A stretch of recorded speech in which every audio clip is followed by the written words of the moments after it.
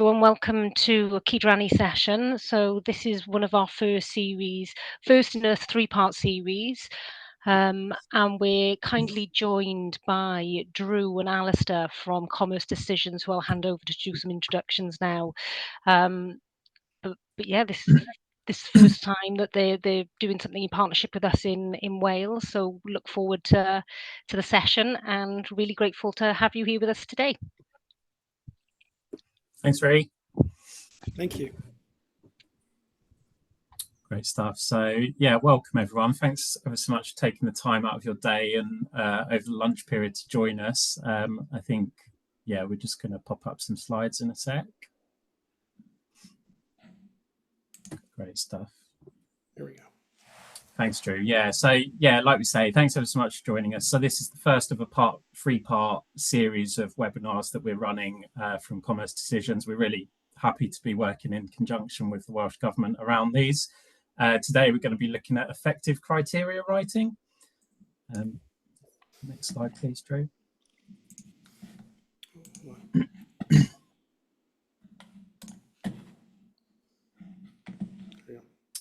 So a little bit about me. So I'm Alistair Smith. I'm the UK Public Sector Account Manager at Commerce Decisions. I've been with Commerce Decisions since around July 22, so still relatively new to the world of procurement.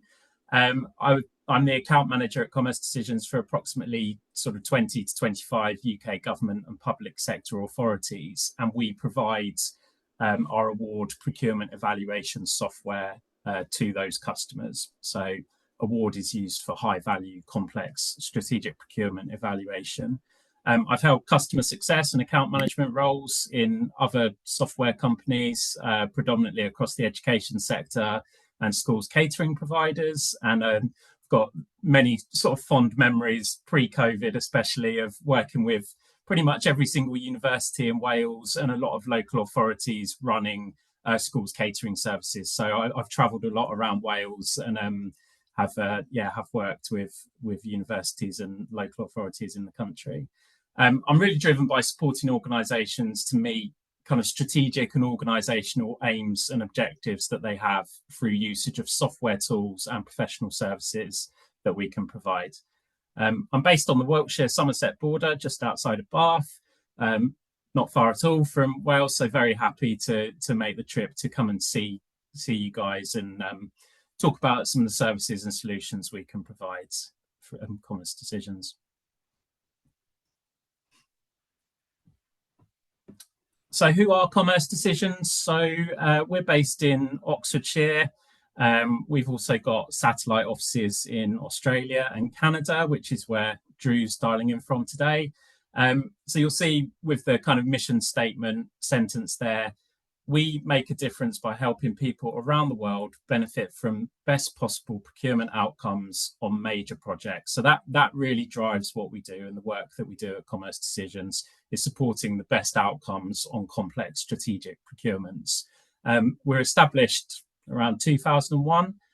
We're now part of the wider Harris Computer organisation. So Harris own a lot of companies globally and in the UK working in software, public sector, government, software solutions and professional services. We've got around 150 years combined evaluation experience across our team. So in Drew's team specifically, so our team of experts who have supported projects across the globe. We've got around 30 team members, so a fairly small kind of agile team, and we're really proud of the support that we provide to our customers and the kind of in-person experience that customers can expect to receive from us. So like I say, our head office is in Oxfordshire with a couple of satellite offices, and we're fully Cyber Essential Plus and ISO accredited.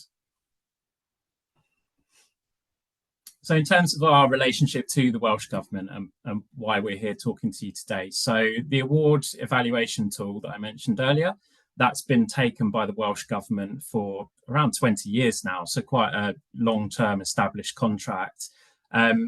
Award, as I say, is used for high-value complex procurement evaluation across the Welsh Government and the public sector.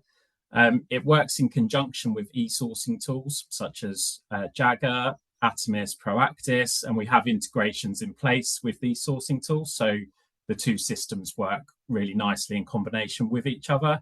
But as I say, and part of the content that we're delivering today, we're experts in procurement design and evaluation design, and this is where we support projects to achieve best possible outcomes in tandem with using the tool. We can work sort of strategically around procurement design. So some of the projects we've worked on, so the Velindre Cancer Centre, the Cardiff Capital Region Metro. We worked with Aberystwyth with University on the People's Collection procurement. And most recently, actually, just at the tail end of last year, we worked with Adra Housing Association, who are putting in place a all Wales building materials framework. So a number of projects that we've supported over the years.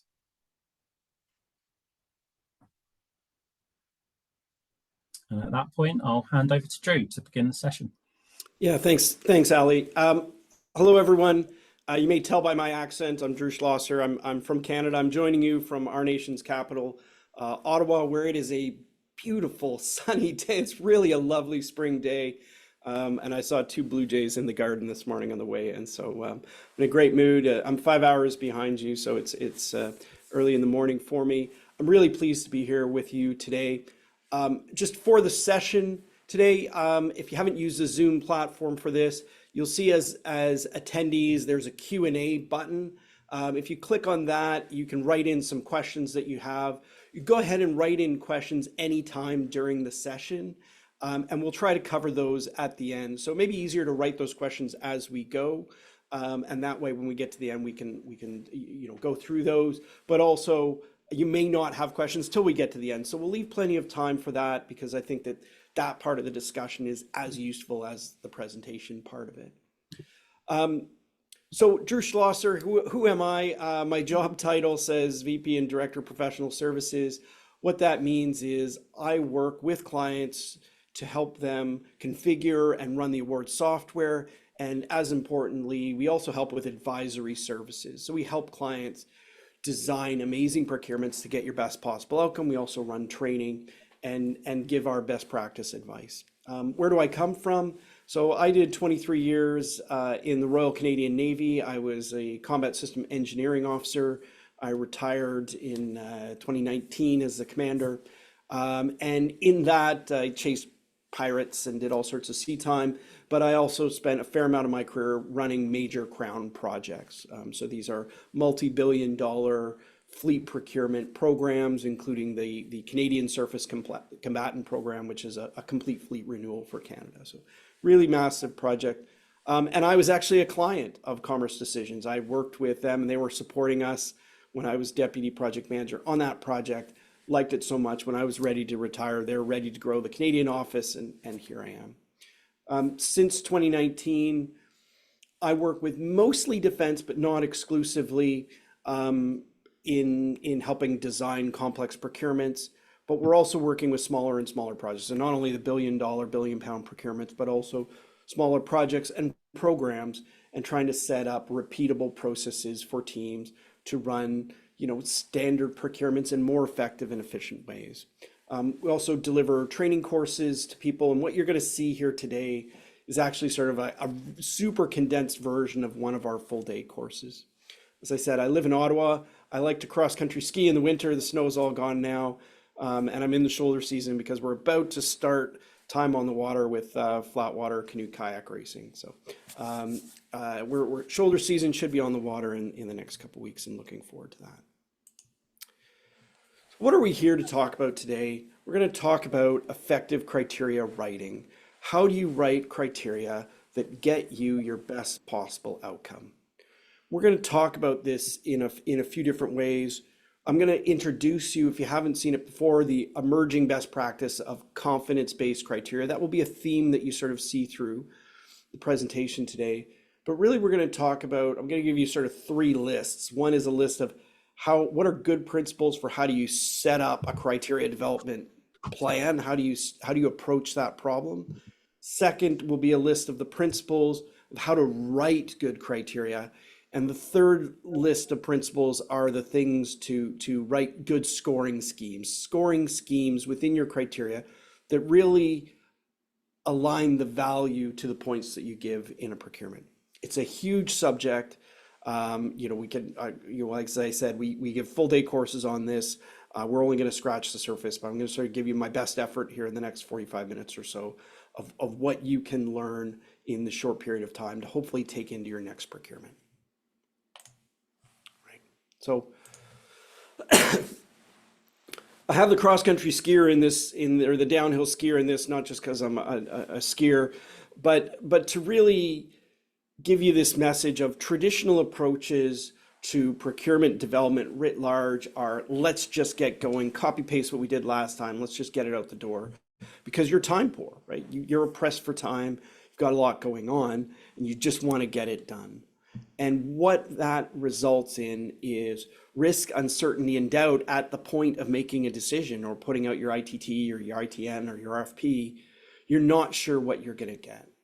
And what we advocate is taking the time up front, really think about what are you procuring, why are you procuring it, what does good look like, and designing criteria, weighting, and an evaluation methodology that really speaks to getting that best possible outcome. It feels slower and it takes more time at the beginning, but risk, uncertainty, and doubt decrease so that at the point of releasing your solicitation document, you're really confident that what you're going to get as a winning bid from that really is your best possible outcome. So take the time to get it right. So, I'm going to sort of ask a question and then answer it myself, is what are the purpose of evaluation criteria?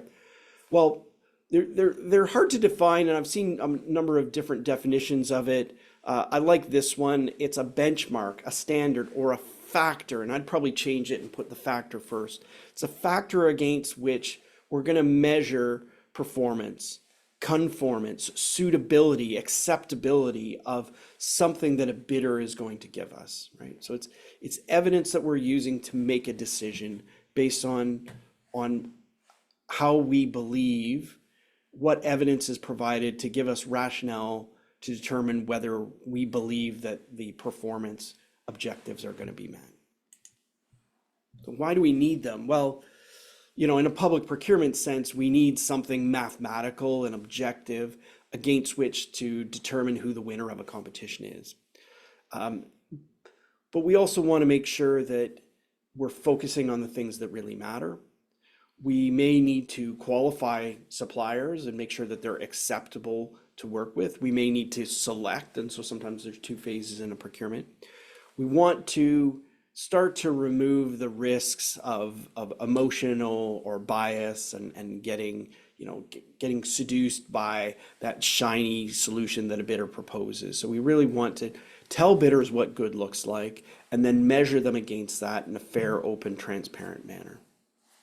We also use evaluation criteria as a sensible method to create an audit trail of how we arrived at that decision.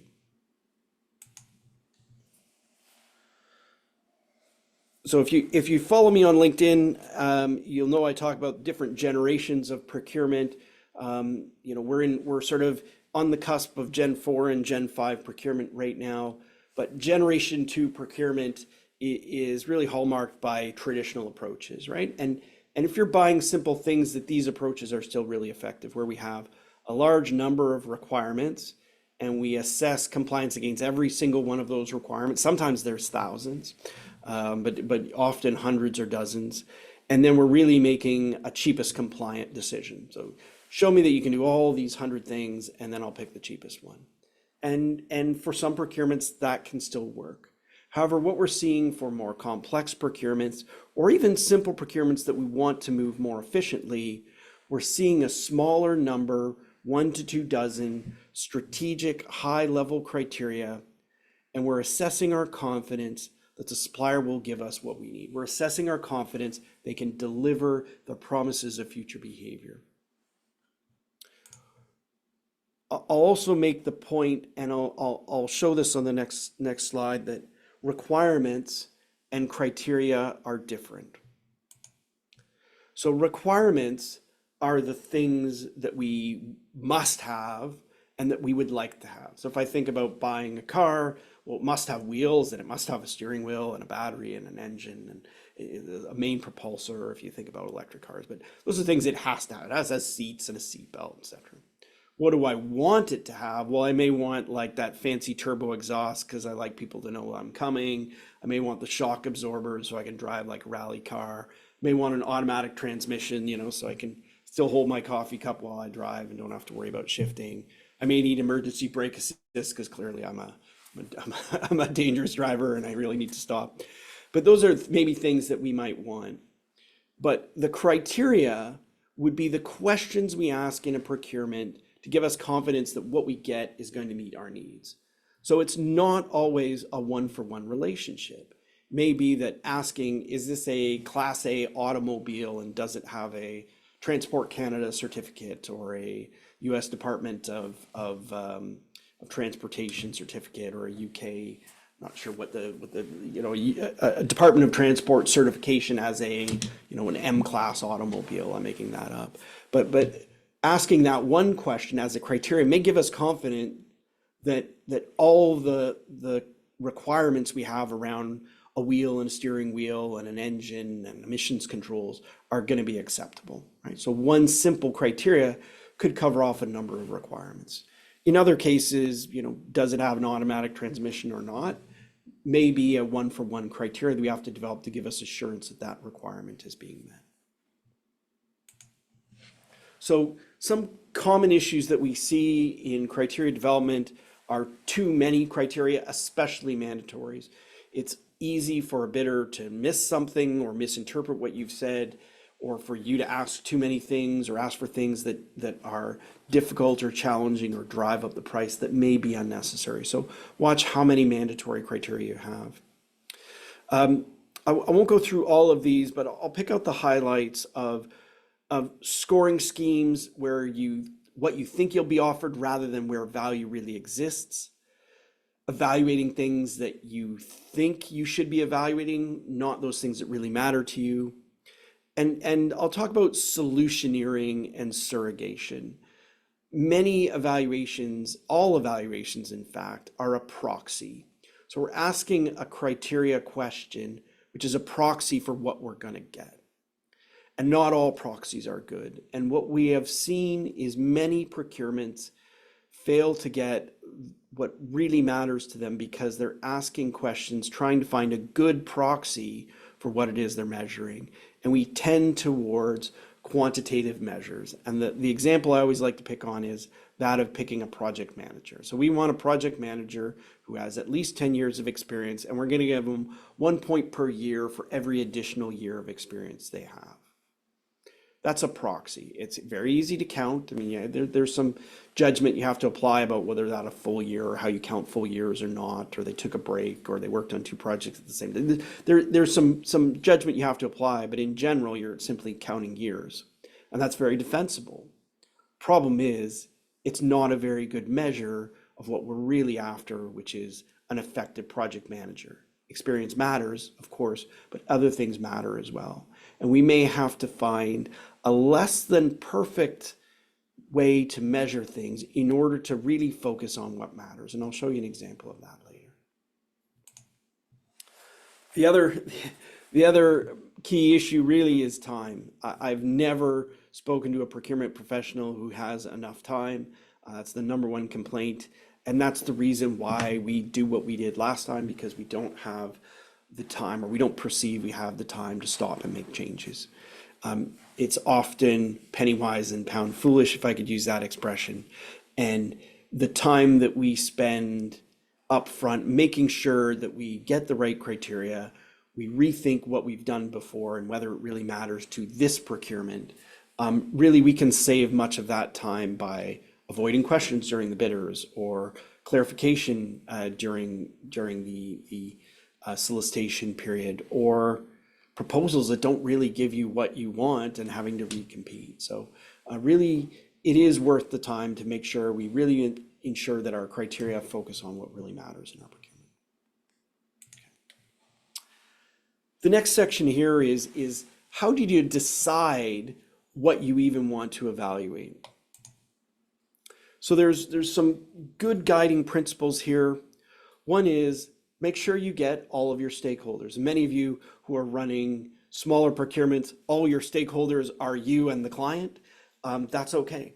And other procurements, it may be dozens of people in other jurisdictions that you need to bring together and at least solicit their input and gather the right material. We want to get agreement of what it is we're really buying. It's very simple sometimes. If you're buying, you're buying pens, I'm buying a pen, this is the pen I'm buying, that's quite straightforward. But you may also be buying hidden services. You may be buying delivery of that pen, storage of that pen, distribution of that pen, monitoring of stock levels of that pen and automatically replacing them. It may be ensuring that the pen is compliant with government policies and safety regulations. So there may be more things that you're buying, particularly when you're buying services, to have a good understanding of what it is you're really buying and write that down. We want to then explore in a systematic way all the ways that lead to success. What does good really look like? Commerce Decisions, we promote structured criteria development as a methodology where we really look top down. What are the key objectives of this procurement? We write those down, anywhere from 5 to 15 strategic objectives, and then work to create criteria that ensure compliance and confidence around achieving those key objectives. We also want to create an audit trail. Write down what you thought about, why you thought about it, and what you dismissed and why you dismissed it, because it will help you rationalize your own thinking and also serve to assist anyone who may take over from you if you win the lottery, or help someone else who can learn lessons from you to apply to their next procurement. This is one of my favorite slides, and I only saw this about 5 years ago when I was working with Commerce Decision. Peter Marshall showed me, who's my former boss. And this is the killer criteria matrix. Killer is good. So we want criteria that really focus on the things that matter. And traditionally, we would measure everything and measure all of our requirements. But now we want to focus on the things that really matter. So a good way to think about this is to take your candidate criteria and put them on sticky notes and apply them to this map. Okay? So we want to think, first of all, how important is it to the outcome of the procurement? If you need wheels on a car, that's pretty important. How important is the turbo exhaust? It depends on who you are. But how vital is something to the success of the procurement? If you didn't have this, does the whole procurement fail, or you can do without? Because not everything is critical to success. Then you also want to consider how available or how difficult is this for the market? Is this something everyone can do? Everyone who produces automobiles has wheels on their car. Great, everybody can do it. But some things are difficult and some things are hard. So auto driving features may be very hard, and they may be vital to success. So really, by looking at this map, we figure out those things here in the top right, this dark blue, of things that we really want to use our rated evaluation points for. And many other things here, we either want to just accept them or check for compliance or ask for promises of compliance. So the example I always use is monthly progress meetings, monthly progress reports from a client. So you want monthly progress reports from the people you're hiring. Is that vital? Like, if you don't get that, does the project gonna fail? Probably not. Can everyone do it? Yes, they probably can. That might be just something you specify in the contract, and they don't do it, you're gonna roll up the contract and hit them on the head. But other things may be rare and difficult, and we really want to focus on those. Right. I'm now going to look at some principles to actually, now when we get down to writing criteria. So we've decided what we want to evaluate. Now we need to start writing them. And there's 5 guiding principles. I'm going to go through each of them. Firstly, we want to focus on the outcome, not on the methodology that the bidder or the supplier will use to deliver what we're doing. We want to ask ourselves why. Like, why are we asking for a car with wheels? Like, why? And keep asking why till we get to an objective. So that the famous example we always use in commerce decisions. We were working with a government client who had a rodent problem at one of their sites, and they wanted to hire some pest control. And so they went out and they traditionally used rat traps. And one of their evaluation criteria is tell us how many rat traps you can deploy and recover in a month period.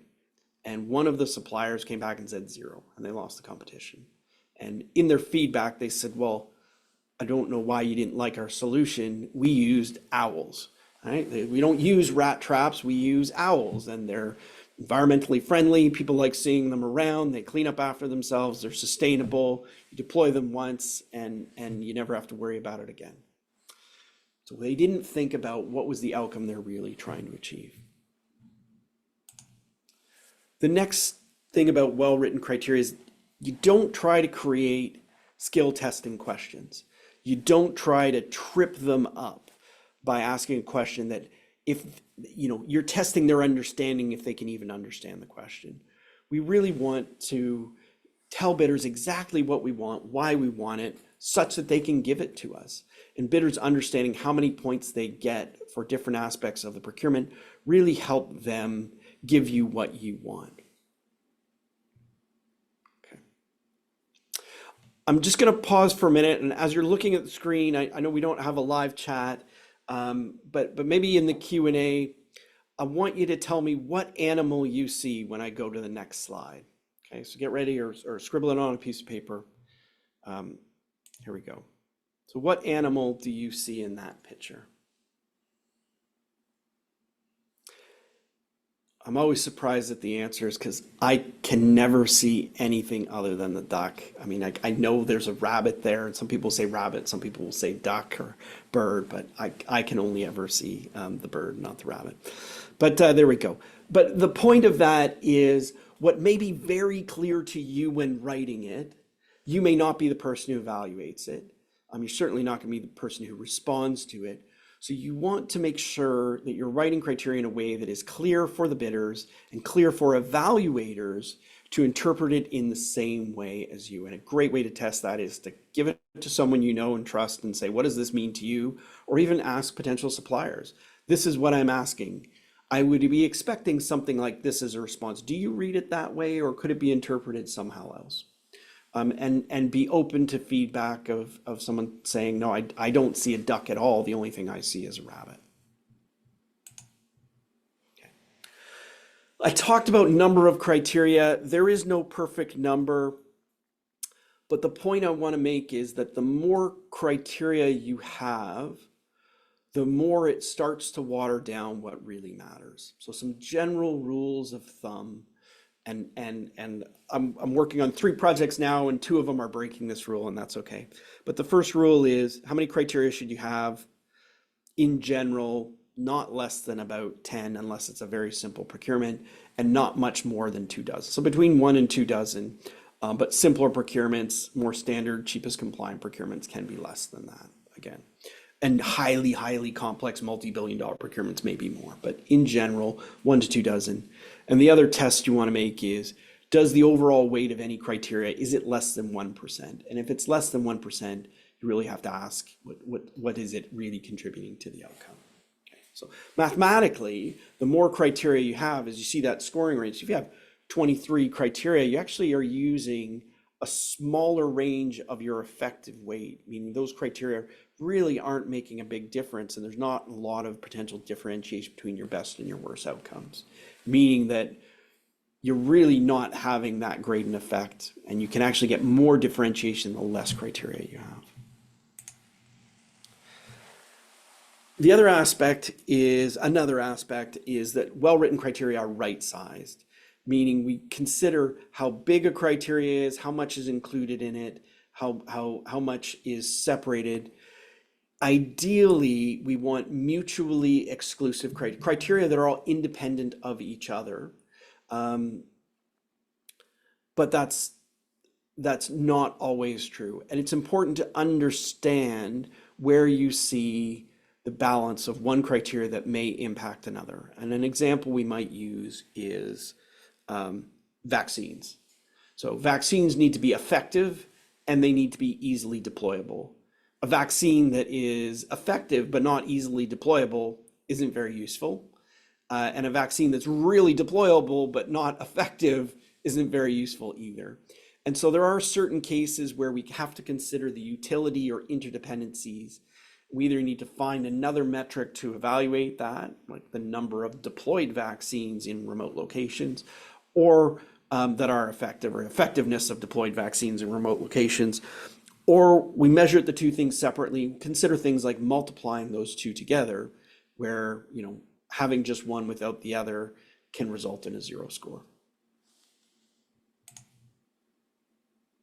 Okay, and the final thing to think about when considering what criteria and how to formulate those is thinking how long it's going to take. How long is it going to take for suppliers or bidders to respond to it? How long is it going to take? Do they need formal sign-off from CEOs or boards of directors? Or is this quite simple for them to put this together? Should they have this information on the shelf? How long is it going to take for you to evaluate these things? In every competition, bidders have to invest time and money in order to provide you a response. And I think it behooves us as public procurement professionals to be respectful of that. And so it may be that when we're writing the evidence that we're requesting, that we may ask for less than is ideal in order to be fair to suppliers, to allow them to produce that in a reasonable cost and time. It also can act as a barrier for new suppliers into the market if what we're asking for is too difficult or challenging. Okay. The next set of principles I'm going to talk about are around how to create effective scoring schemes. So there's 3 principles we're going to apply to this. The law of requisite precision is probably one you haven't heard of before. We're talking about value and defensibility. But a good scoring scheme is objective and transparent. Now, if you're signing up to this series of webinars, and please do, and tell your friends to come.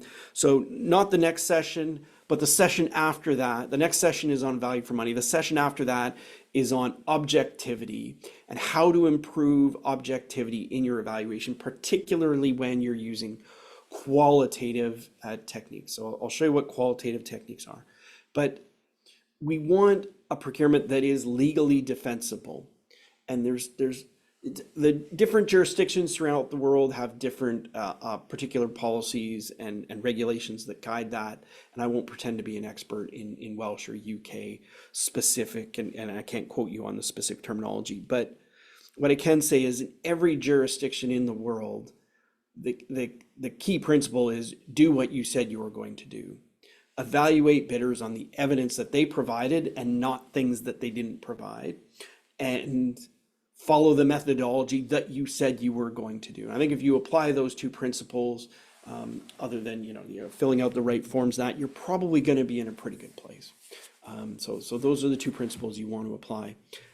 Say what you're going to do and do it. So have a scoring scheme that is transparent. I'm going to give you points, bidder, on this criteria in accordance with the following scheme. This is how you get 100 points. This is how you get 0 points. This is how you get points in between. And make that clear so that bidders should be able to self-assess. They may not agree with the score that you give them, they may not like the score that you give them, but they should be able to test their evidence against the scoring rubric you've provided and arrive at a number that should represent their score. Not every evaluation is going to be quantitative. And by quantitative, I mean something that you can count. Many criteria are qualitative. We'll talk a little bit about that. But that doesn't mean that they don't also have to be objective. And as I said, seminar number 3 is all about objectivity and qualitative criteria. But the question we really want to ask is this repeatable? If I gave this evaluation question and this evidence to another group of evaluators, would they arrive at the same score? And can I explain that back to bidders? The second thing we want to think about when coming up with our scoring scheme is ensuring that the allocation of points reflects the value that it means to you, right? We may know that cars on the market can go, up to, I don't know, 200 miles an hour. But if you're like me, I got two teenagers and a wife and a small dog, and we like to drive to the lake and to cross country skiing, and I don't ever want to go 200 miles an hour. I don't have to go that fast. Like 100 miles an hour is pretty fast. So just because you could go that fast, because you could evaluate that, you could give points for it, doesn't mean it actually has value for you. So I think a good challenge is to ensure that we're not gold plating our evaluations by driving in unnecessary cost or timelines, or reducing the differentiation between bids that really matter in the zone that really matters to us by evaluating beyond the point where something has value to us.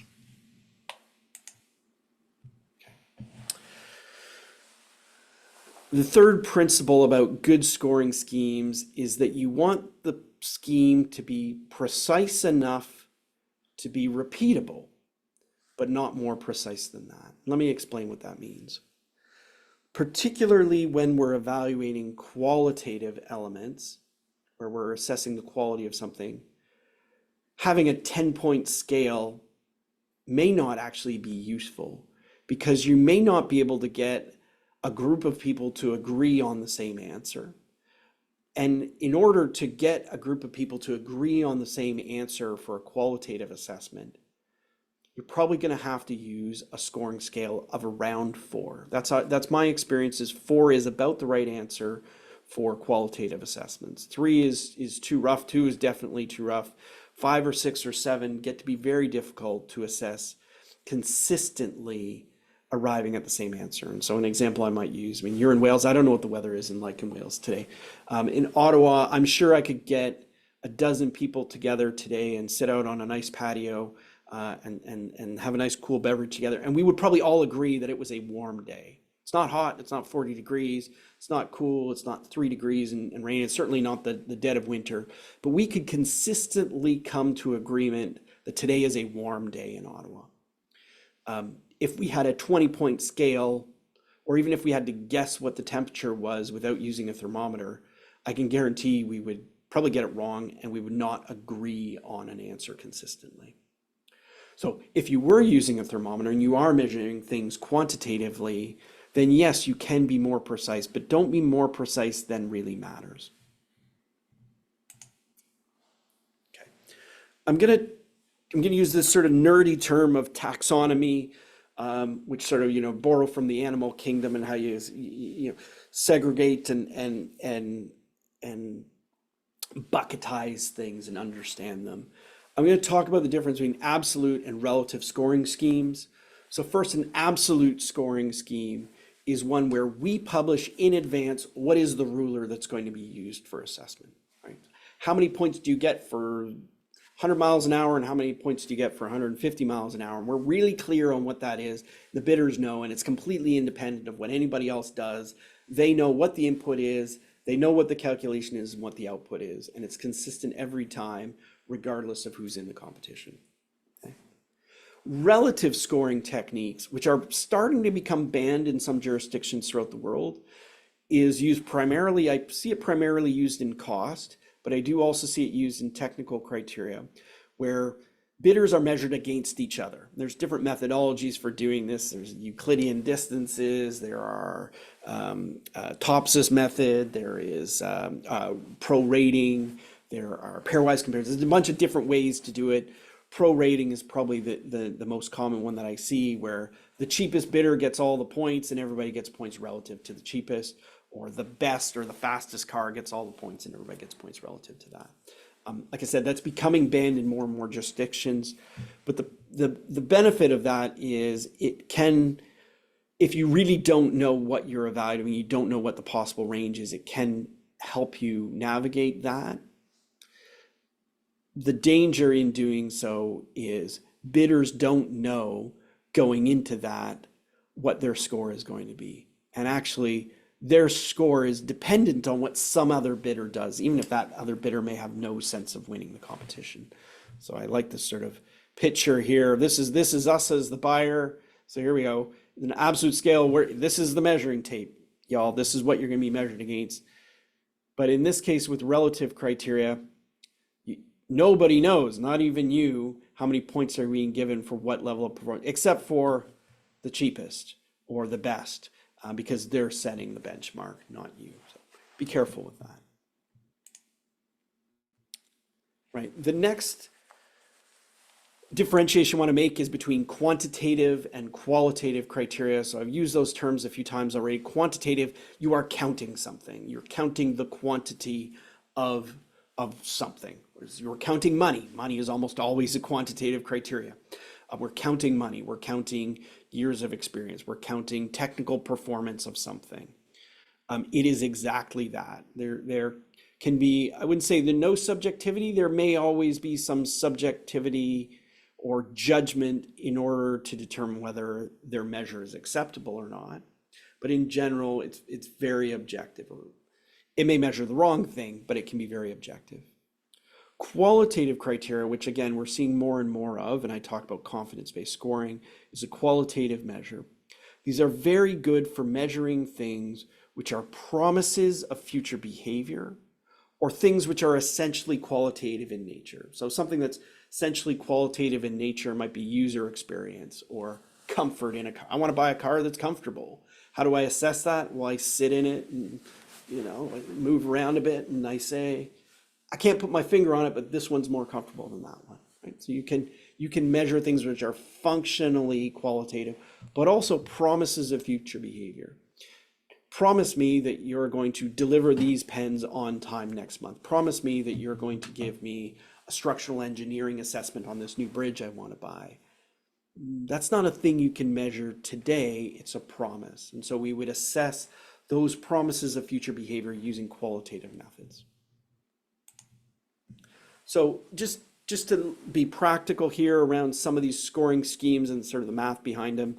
So I talked about a relative scoring scheme where we might measure the money or the performance, the winner takes all. So the highest performing bidder, let's say they're whatever we're measuring, they get 18% on. That would result, because they're the best, they get 100 points. And 15 18ths, they get 83, and 10 out of 18, they get 55. Right? So everyone is scored relative to each other. This is the one you're probably the one in the middle you're probably most comfortable with and probably seen the most often, where there's a minimum level of performance and a desired level of performance, and there's a scale between the lowest and the highest, and they get points based on essentially an algorithm between the lowest and the highest. Qualitative criteria with an absolute scale are one way to do that, and the most common way I've seen is confidence-based scoring, where bidders describe how they're going to give you that thing that you're asking for. Tell me how you're going to meet my promise of future behavior. Provide evidence to support that. And then you're assessing your confidence they can do that. And again, usually use a 4-point scale: high confidence, good confidence, minor concerns, major concerns. And you may have an intolerable line as well. I'll show a little bit more on the next slide here, the slide here of what that might look like. So another version of that we see is, instead of just assessing confidence, some projects prefer to assess risk. So it's another way to look at it. The results are the same. So a high confidence could be perceived as a negligible risk. So if you're looking at the bidder, they're providing their evidence, you say, I want confidence that I'm going to have these pens delivered on time next week. And they say, we've got 5 delivery trucks and 2 backup trucks, and we deliver all the time, and we deliver to 3 other customers on your street, and you hear some testimonials from them of how we've never missed a deadline. And here's the driver, his name is Joe, and he's going to be delivering these trucks to you. You have any problems, give me a call, here's my number, and we have another driver, and I'll get my car and bring him. Like, it's negligible risk that it sounds pretty good to me, right? I'm not an expert in pen delivery, but that seems like a really high confidence answer, and you would give them top marks. Someone says, yeah, I guess we could deliver them next week. We've got a guy who's delivered pens before. It should be all right. Leave it with me. I've got some concerns, right? That's not as compelling an answer. They may still do it. I'm still telling them to do it. I'm still paying them to do it and withholding payment if they don't. But that's not a high confidence answer, right? And I would pick the first bidder over the second one if I was to assess my confidence they can deliver it, because that really matters to me. Okay.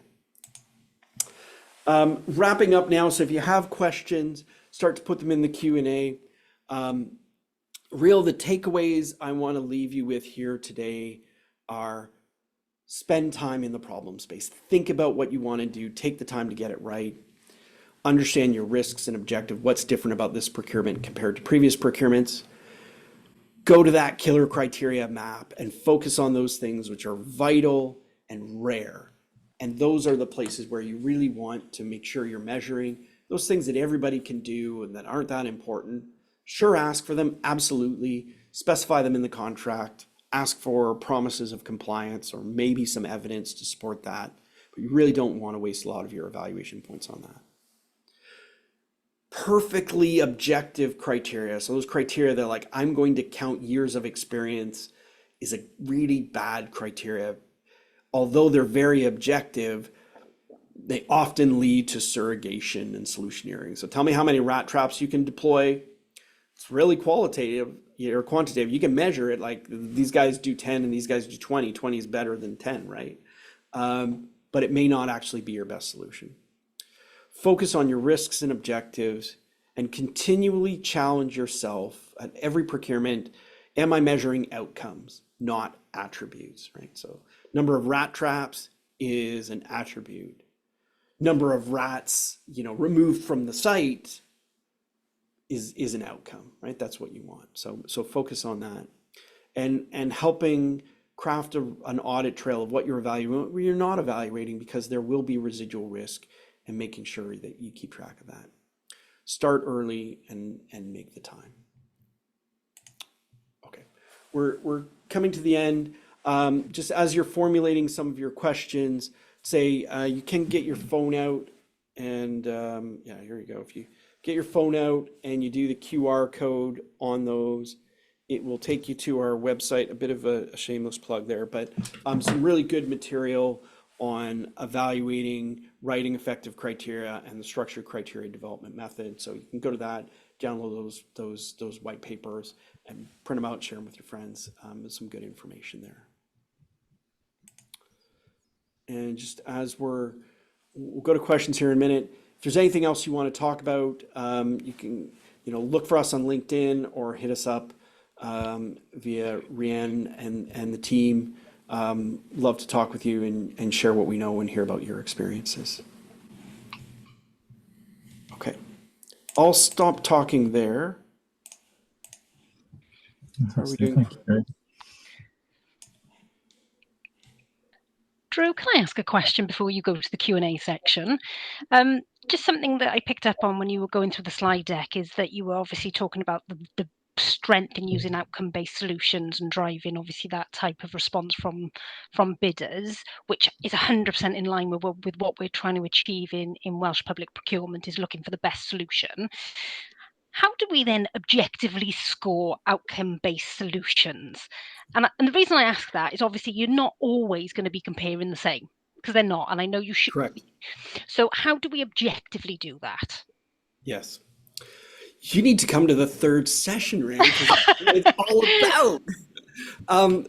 Okay, but I'll give you the Coles Note version of that. You need to publish a scoring rubric. Say these are the things that good looks like, and so if you're buying professional services, what good looks like is someone who has relevant experience, is someone who is available, is someone who is scalable to meet your needs. So you want to define the attributes of what good looks like, and that's a list of a dozen or so things. You want to tell them what evidence they need to provide, and then you measure them against that list of attributes of what good looks like. Okay, so one thing is have a scoring rubric, tell them what good looks like, and allow them to do that in different and flexible ways. The second thing you want to do is that law of requisite precision, right? Don't use a 10-point scale, because you can't repeatably get to the same answer. So use a 4-point scale. awful, adequate, good, great, whatever you call that. High confidence, good confidence, minor concerns, major concerns. The third thing you want to do is consensus techniques. So a dozen different types of consensus methodologies. The one I like is the unanimous jury or the picking the Pope method.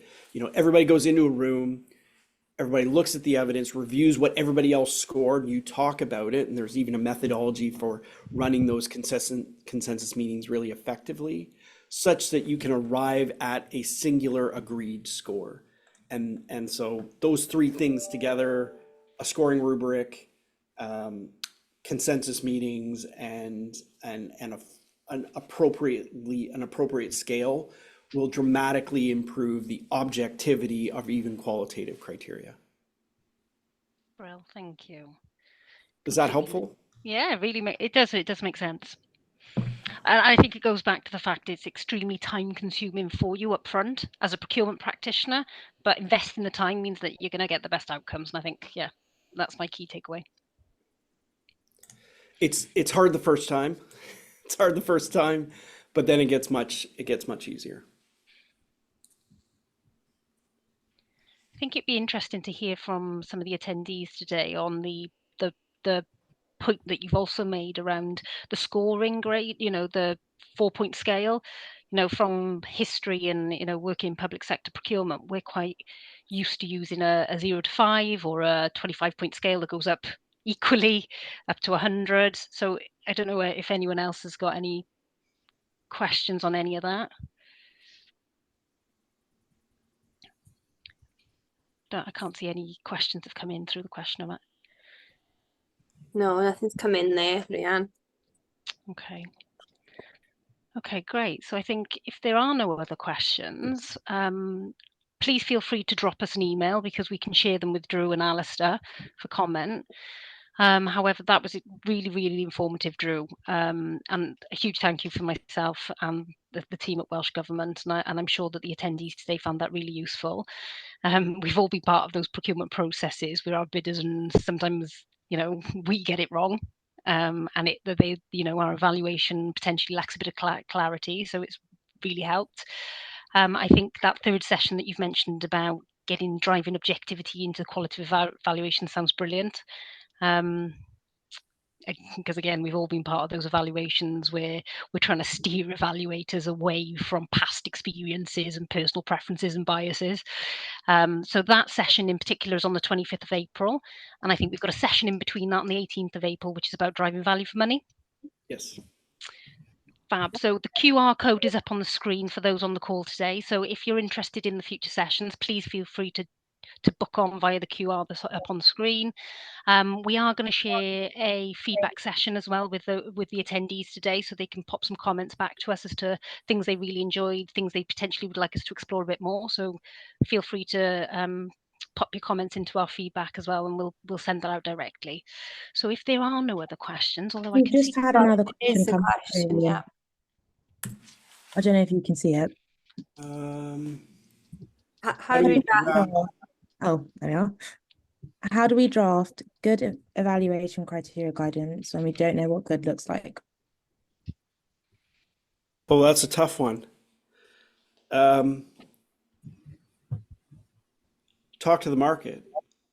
I think that's, if you don't know what good looks like, then I think running a procurement, you may not be ready to run that. I know that's not the answer you want to hear, right? Like, you may not be, and easy for me to say, because you're gonna have a client saying, I got to get this out the door. But you may not be mature enough yet in your understanding of what you need.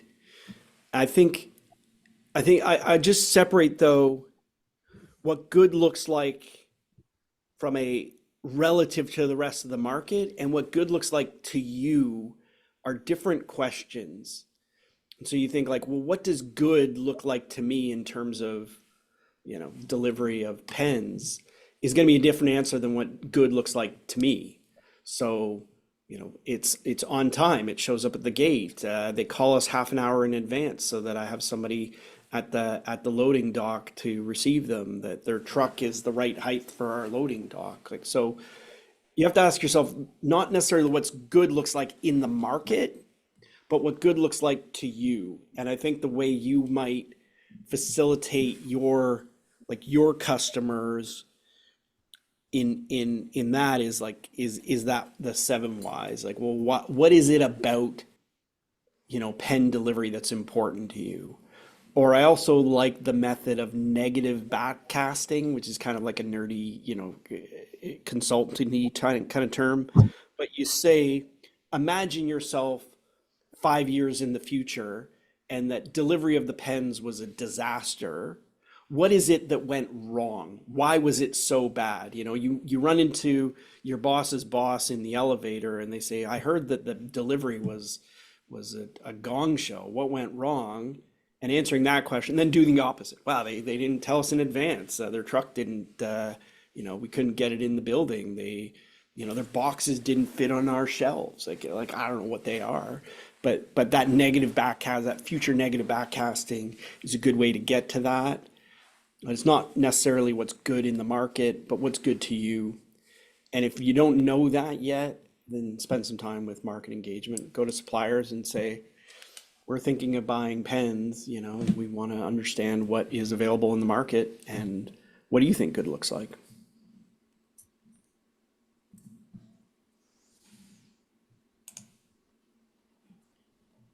Great, thank you. I don't think there are any more questions in there now. Oh, Sorry?